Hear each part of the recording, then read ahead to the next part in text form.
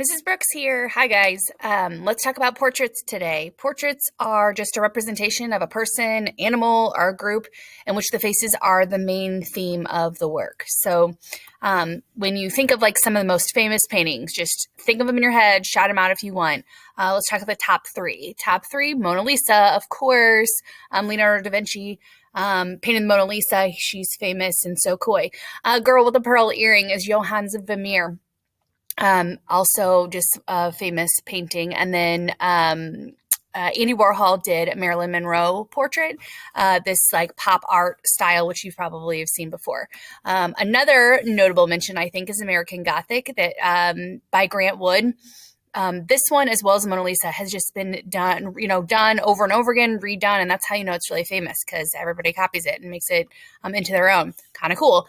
I want to talk about an artist, Hussam Khalid. He is an artist from Iraq. He uses charcoal and like chalk pastel on these like painted like wooden panels, and it's a really minimalist hyper realism kind of style, and it's pretty impressive and amazing. He's come a really long way, which could be you. If you look on this picture on the right here, this March 2014, this is what he was doing, which that's not bad. Like that's nothing to shake a stick at. And then March 2017, just a couple short years later, he's doing these like super amazing, like incredible, almost unrealistic, almost unreal, like photograph almost style works.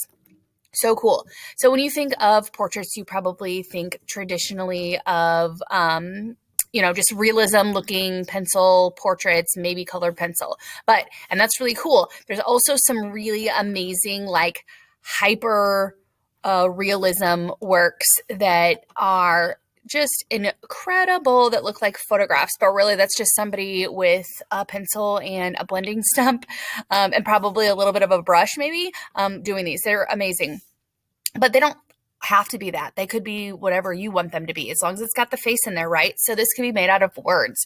This is a project we've done in school before. If you want to do this, great. It's really fun. It could be a quote or a song. This is a portrait using layered, like cut stencils and spray paint to paint this, or to paint layers and layers on this like cute kid. This is a cartoon version of a portrait. So if you wanted to do something like that would be cool.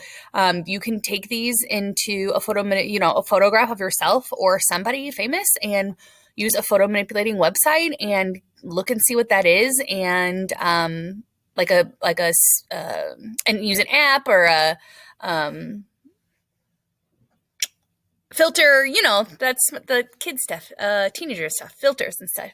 So you could do that and create something like that, or you could just create your own cartoon version of yourself or somebody else. Another thing that people think is kind of fun sometimes is caricatures. So these are famous people that you probably recognize, but they are like out of proportion, like a really focus on something that's a specific feature that they exaggerate. So it's like an exaggerated part of somebody's face or something about them. You could do collaged portraits. Those are really, really, really, really cool. I love collage, so I think that this is awesome. You can just tear up pieces of colored magazine, like this one in this picture here, and just put that in there and place it in a way that you're like capturing the shadow shapes and the highlights and the things, and then you got a portrait. Very cool. Or other like newspapers and maps and magazines and pictures, and very cool. This is like stuff. I think looks like it's like a guy right here and like a Q-tip and a zebra that's all painted white and buttons and beans and beads and all kinds of cool stuff. That's awesome. The other creative portraits, these are just some examples where this is kind of like a line drawing, but it's just like a little extra, a little like some of these like lined graphic-y spots on it. It's pretty cool. This is like a fun squashed face, also cool. Here's kind of a portrait of like these like, again, a graphic-y style representation with some like realistic looking kind of coloring in there, but then also some like random colors in there. Very cool.